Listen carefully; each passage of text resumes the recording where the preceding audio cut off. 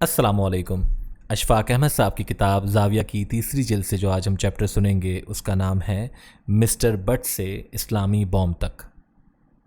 हम अहले ज़ाविया की तरफ से आप सबको सलाम पहुँचे।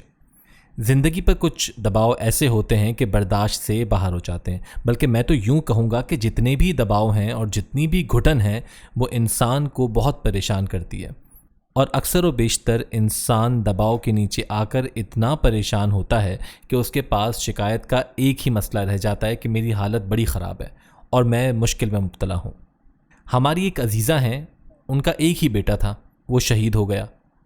वो बड़ी परेशान रहती, बावस्फ़ इसके कि वो तस्लीम करती कि बेटे की शहादत की सूरत में अल्लाह ने उसे बहुत बड़ा दर्जा दिया है, लेकिन वो कहती हैं कि मैं इंसान भी तो हूँ और इंसान होने के रिश्ते से जो दबाव मुझ पर पड़ा है ये बड़ा तकलीफ़ दे है। एक प्रोफेसर साहब उनसे मिलने आए। उन्होंने कहा कि देखें, अल्लाह ने आपको कुछ इल्म अता करने के लिए सिंगल आउट किया है और किसी पर यह दबाव नहीं डाला, बल्कि इस दबाव के लिए आपका इंतखाब किया है। यह आपकी नशोनुमा के लिए और अफजाइश के लिए बेहतर होगा। गो हमारी अजीज़ा ने प्रोफेसर साहब की बात नहीं मानी और वो उनसे बहस करती रहीं, और शायद वो उस बहस में एक हद तक जायज़ भी थी, क्योंकि जब भी हम पर कोई दबाव पड़ता है और हम किसी तकलीफ़ में मुब्तला होते हैं तो हमें सिवाय रोने, शिकवा करने और बसोड़ने के कुछ नहीं आता। वो ताकत जो अल्लाह ने हमें अता की है उससे हमने कभी फ़ायदा नहीं उठाया। उससे फ़ायदा ना उठाने वालों में मैं भी आपके साथ शामिल हूँ। बातें तो आ जाती हैं, लेकिन अमली तौर पर हम कुछ नहीं कर पाते। जब आप महसूस करते हैं कि ज़िंदगी पर कोई दबाव पड़ा है, कोई परेशानी या उलझन आन पड़ी है, तो उस वक्त देखना ये होता है कि ये दबाव जो मुझ पर पड़ रहा है और मेरे अंदर जो घुटन पैदा हो रही है, ये मुझे एक नई दुनिया, नया सबक और नया बाब अता करने के लिए हो रही है। वगरना खुदा ज़ाहिर नाइंसाफ़ तो नहीं है, वो आपको कुछ अता करना चाहता है और उसका तरीक़ेकार ये है कि आपको छोटे से दबाव से, इम्तिहान से गुजार कर चेक कर रहा है। जब कोई बच्चा पैदा होता है तो माँ को तकलीफ़ में से गुजरना पड़ता है। वो ये नहीं कह सकती कि मुझे कहीं से बना बनाया किसी डिपार्टमेंटल स्टोर से मिल जाए और मुझे तकलीफ़ बर्दाश्त ना करनी पड़े। डॉक्टर कहते हैं कि जिस तकलीफ़ में से डिलीवरी के वक्त माँ गुजरती है और जो बच्चा पैदा होता है वो अपनी माँ से 10 गुना ज़्यादा तकलीफ़ में से गुजरता है, फिर कहीं जाकर तख्लीक होती है। ख़वातीन व हज़रात, तख्लीक ऐसे ही नहीं हो जाती। जब आप बहुत आला दर्जे के बीज को सीड कॉरपोरेशन से ख़रीद कर उसे पानी से धोकर तश्तरी में रख कर उस पर पंखी झलते रहें और एयर कंडीशनड कमरे में रखें और गाना गाते रहेंगे तो उस बीज की सेहत पर कोई असर नहीं पड़ेगा। वो ख़राब तो पड़ा पड़ा हो जाएगा, उगेगा नहीं, क्योंकि उसे उगाने के लिए ज़मीन के अंदर दफन होना पड़ेगा, अपने मतलूबा प्रोसेस से गुजरना पड़ेगा, धरती का बोझ बर्दाश्त करना पड़ेगा, उसे मखसूस वक्त के लिए घुटन सहनी होगी, फिर जाकर वो बाहर सर निकालेगा और फिर जाकर वो कोंपल बनेगा और बूटा बनेगा। ये नहीं कि कंफर्टेबल सिचुएशन में वो आरामदेह तरीके से बूटा बन जाएगा। मैं अर्ज़ ये कर रहा था कि ये जो दबाव है, ये जो मुसीबत है, ये अल्लाह की बड़ी नेमत है। अगर बीज पर ये मुसीबत ना पड़े तो फिर देखिए कि हम पर गुजरती है। मेरी बीवी मुझे कहने लगी कि ये हरा धनिया बड़ा वाहियात है, दफ़ा दूर इसमें तो कोई खुशबू ही नहीं, उसके पत्ते लचकदार हैं, ना फूल निकलते हैं। मुझे ख़्याल आया कि इसकी मदद करनी चाहिए। मैंने जाकर अकबरी मंडी से कई दुकानों पर तहकीक करने के बाद पुराने ज़माने की खुशबूदार धनिया के बीज दरियाफ़्त किए। उन्होंने मुझे वो पुराने ज़माने के 1 ग्राम धनिया के बीज दे दिए। मैंने उन्हें घर में एक छोटी सी क्यारी में बो दिया, उन्हें पानी भी देता रहा। एक दिन मेरी हैरानी की इंतहा न रही कि वो हल्के हल्के बीज ज़मीन के अंदर पहुँचने के बाद, नमी हासिल करने के बाद और ज़मीन के अंदर सख्त चीखो पुकार के बाद, जैसे हम मुश्किल पड़ने पर करते हैं, ज़मीन से सर निकाल रहे हैं। मैंने उन्हें देखते ही चीख कर आवाज़ दी, बानू भाग कर आओ। बीज दुनिया का नाजुक तरीन धनिया का पौधा पूरी धरती फाड़ के बाहर निकल आया। आप जानते हैं कि इस नन्हे से बीज और इसके पौधे में कितनी मामूली ताकत होती है, लेकिन वो घुटन के लम्हे गुजार कर ज़मीन का सीना चीरने में बिलाखिर कामयाब हो ही जाता है और बोझ बर्दाश्त करने के बाद उसमें इतनी ताकत आ जाती है कि वो कुर्रा अर्ज़ को फाड़ कर बाहर आ जाता है। जो हम मुश्किल पड़ने पर भैं भैं रोना शुरू कर देते हैं, ये तो बड़ी निदामत की बात है। एक नन्हा बीज अगर घुटन और सख्तियों का मुकाबला कर सकता है तो हमें जान के लाले क्यों पड़ जाते हैं। लड़कियों को एक लफ्ज़ मिला हुआ है, बाबा वाई मी, फ़लाँ लड़की तो बड़े मज़े में फिरती है, میرے ساتھ ہی ایسا کیوں ہوتا ہے؟ میں کہتا ہوں کہ بچے ذرا انتظار کرو، اس مصیبت کے اندر سے ایک ایسی چیز پھوٹنے والی ہے جس کا تمہیں اندازہ ہی نہیں ہے۔ اگر ہم اپنی زندگیوں کو دیکھیں تو ہم ایسی باتوں سے باہر نہیں نکلتے کہ ہمارے ساتھ یہ غلط ہو گیا، فلاں بندہ ہمارے پیسے لے کر بھاگ گیا۔ بھائی وہ تو بھاگ گیا ہے، لیکن آپ کو بہت کچھ عطا کر کے چلا گیا ہے۔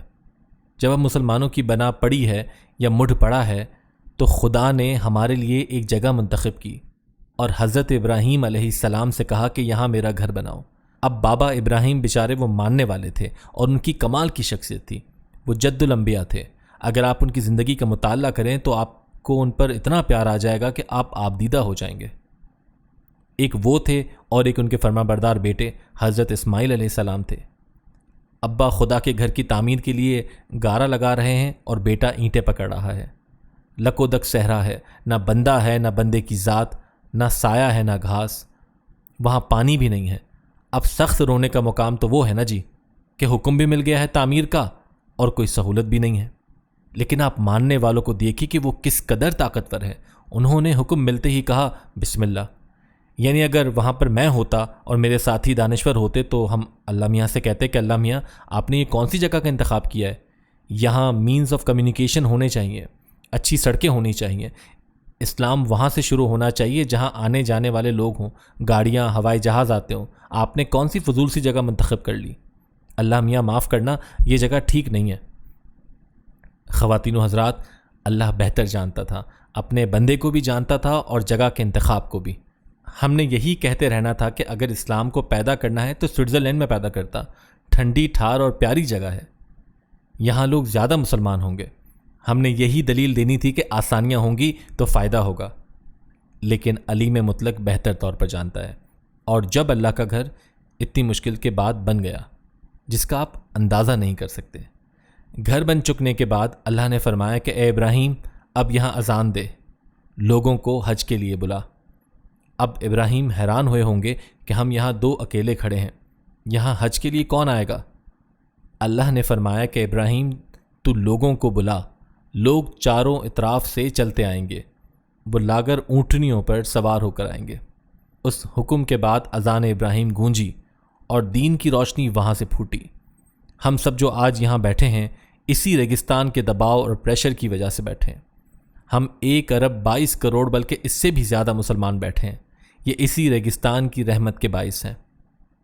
ہم یہ جو ملازم پیشہ لوگ ہیں انہیں بہت ذرا سا وضاحت کا لیٹر بھیج دیں یا وضاحت مانگ لیں تو نہ دن اچھے لگتے ہیں نہ راتیں، نہ گھر والے اچھے لگتے ہیں، خودکشی کے سامان ہونے لگتے ہیں کہ ہائی یہ کیا ہو گیا۔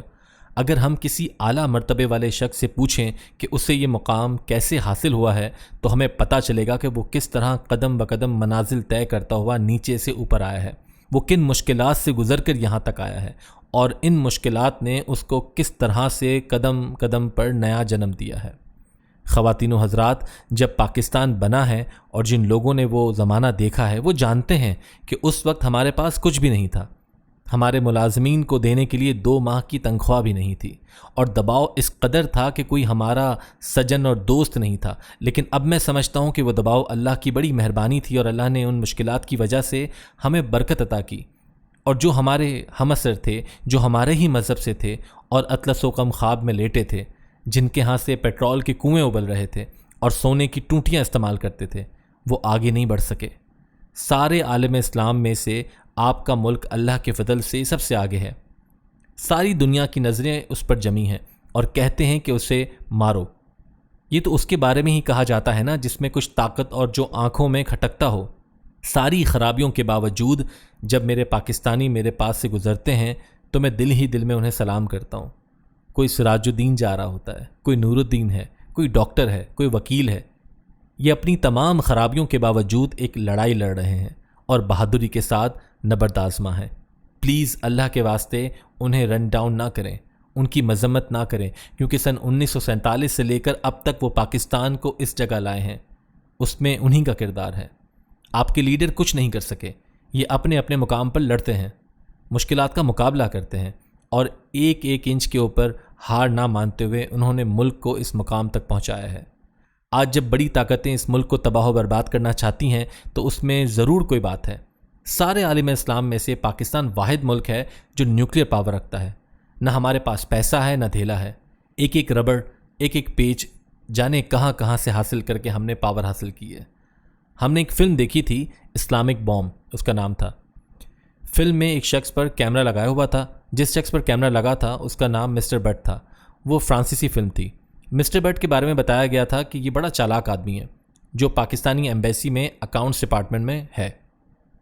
یہ اپنے دفتر سے نکلے گا اور کباڑیوں کی منڈی میں جائے گا اور ہدایات کے مطابق یہ اس خاص قسم کے پیچ یا پرزے کو تلاش کرے گا جو انہوں نے اپنے اسلامی بوم جس کا انہوں نے قوم سے وعدہ کیا ہے اس میں استعمال کرنا ہے. وہ مسٹر بٹ گلگو سا تھا. وہ کمرے سے نکلتا ہے، اس نے اپنی پینٹ کی جیبوں میں ہاتھ ڈالے ہوتے ہیں، دائیں بائیں دیکھتا ہے کہ کوئی اسے فالو تو نہیں کر رہا. اس کے بعد وہ کباڑیوں کی جانب چل پڑتا ہے اور اپنے ٹاسک پر کام شروع کر دیتا ہے. ہم نے اس نیوکلیر پاور کے لیے ایک ایک چیز اکٹھی کی ہے، ایک ایک تنکا اکٹھا کیا ہے اور یہ صلاحیت حاصل کی ہے. ساری خرابیوں کے باوجود ہم پاکستان نے اور فرانسیسی فلم کے مسٹر بٹ نے اور کئی لوگوں نے پرزا اکٹھا کیا ہے اور وہ پاور حاصل کی ہے جسے دنیا اسلامی بوم کہتی ہے.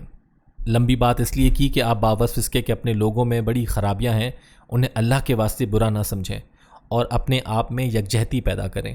اپنے لوگوں کو تانا نہ دیں، یہ عادت ختم کریں.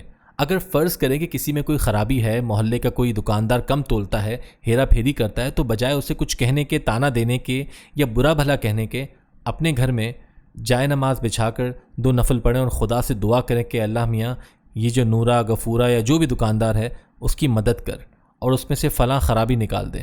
آپ کو 7 دن نہیں لگیں گے. میں آپ کو یقین دلاتا ہوں کہ اس کا راستہ سیدھا ہونے لگے گا. اگر آپ اس کے ناک میں دم کریں گے، اسے کوسنے دیں گے، بے ایمان کہیں گے تو بات مزید خراب ہو جائے گی. حضور نبی اکرم صلی اللہ علیہ وآلہ وسلم رحمت للعالمین تھے، ہیں اور رہیں گے. انہیں یہ ٹائٹل بندوں نے نہیں دیا، وہ انہیں کسی اور جگہ سے عطا ہوا ہے. اگر اس رحمت کا ہم ذرا سا ذرہ اپنے اندر گھلا لیں اور یہ تسلیم کر لیں کہ میں نے رحمت کا یہ ذرہ اس ریگستان سے چنا ہے جو انبیاء کے رہنے کی جگہ تھی، تو پھر وہ ذرہ آپ کی بڑی مدد کر سکتا ہے. اگر ہم اپنوں کے خلاف کالم لکھتے رہے، ایڈیٹوریل لکھتے رہے تو نفرتیں اور بڑھ جائیں گی، یقین کا دامن اور چھوٹتا چلا جائے گا. پھر آپ کبھی بھی ویسا حرم نہیں بنا سکیں گے جیسا حرم بنانے کی ہمیں آرزو ہے. اللہ آپ کو خوش رکھے، اللہ آپ کو آسانیاں عطا فرمائے اور آسانیاں تقسیم کرنے کا شرف عطا فرمائے. اللہ حافظ.